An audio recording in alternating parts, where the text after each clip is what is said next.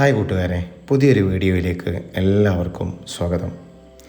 ഇന്ന് നമ്മൾ പരിചയപ്പെടാൻ പോകുന്നത് ലോകമെമ്പാടുമുള്ള പഴച്ചെടി പ്രേമികളുടെ ശ്രദ്ധ പിടിച്ചു പറ്റിയ അപൂർവ ഇനം ഒരു ലോങ്ങനെ കുറിച്ചാണ്. Ping pong longan. സാധാരണ ലോഗൻ ഇനങ്ങളെ അപേക്ഷിച്ച് വളരെ വലിപ്പമുള്ള കായ്കളാണ് ഇതിനുണ്ടാവുക. അതുമാത്രമല്ല ആകർഷകമായ ഒരു രൂപം, ഇതൊക്കെയാണ് ഇതിൻ്റെ പ്രത്യേകതകൾ. ഈ വിദേശ ഫലവൃക്ഷങ്ങൾ ശേഖരിക്കുന്നവർക്കും വീട്ടുവളപ്പിൽ വ്യത്യസ്തമായ പഴച്ചെടികളൊക്കെ വളർത്താൻ ആഗ്രഹിക്കുന്നവരൊക്കെ പിങ് പോങ് ലോങ്ങനെ ഒരു നല്ലൊരു തിരഞ്ഞെടുപ്പാണത്. നമ്മുടെ ലിച്ചിയുടെയും അതുപോലെ തന്നെ റംബുട്ടാൻ്റെയൊക്കെ അടുത്ത ബന്ധുക്കളാണ് ഈ ലോങ്ങൻ ഇനങ്ങൾ.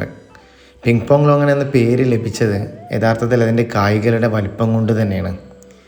പഴുത്ത കായ്ക്ക് ഏകദേശം തവിട്ട് നിറമുള്ള തൊലിയാണ്.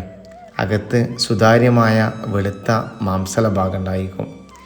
രുചിയിൽ നല്ല മധുരവും നേരിയ സുഗന്ധമുള്ളതിനാൽ കുട്ടികൾക്കും മുതിർന്നവർക്കൊക്കെ ഒരുപോലെ ഈ പഴം ഇഷ്ടപ്പെടും എന്നുള്ളതാണ് ഇതിൻ്റെ പ്രത്യേകത.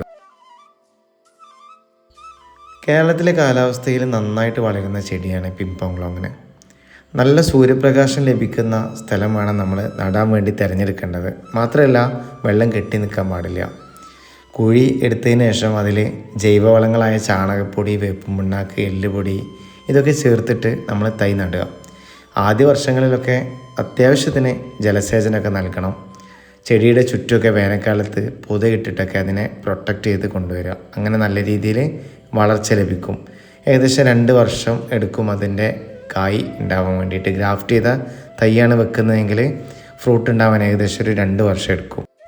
ഈ പിങ് പോങ് ലോങ്ങൻ്റെ ഏറ്റവും വലിയൊരു ആകർഷണം എന്ന് പറയുന്നത് അതിൻ്റെ കായ്കളുടെ വലിപ്പം തന്നെയാണ്.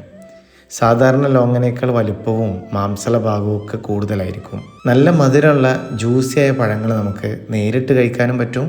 അതുപോലെ തന്നെ ഫ്രൂട്ട് സലാഡ് പോലുള്ള സാധനങ്ങൾ തയ്യാറാക്കാനൊക്കെ നമുക്ക് ഉപയോഗിക്കാൻ പറ്റും. അതുമാത്രമല്ല വീട്ടുവളപ്പിലൊരു അലങ്കാര വൃക്ഷമായിട്ടും ഇത് നമുക്ക് ചെയ്യാൻ പറ്റും. നല്ല ലാൻഡ്സ്കേപ്പുള്ള സൂര്യപ്രകാശമുള്ള സ്ഥലത്തൊക്കെ നല്ല അടിപൊളിയായിട്ടുള്ള ഒരു കുറ്റിച്ചെടിയാക്കിയിട്ട് നമുക്കതിനെ വളർത്തിയെടുക്കാൻ പറ്റും.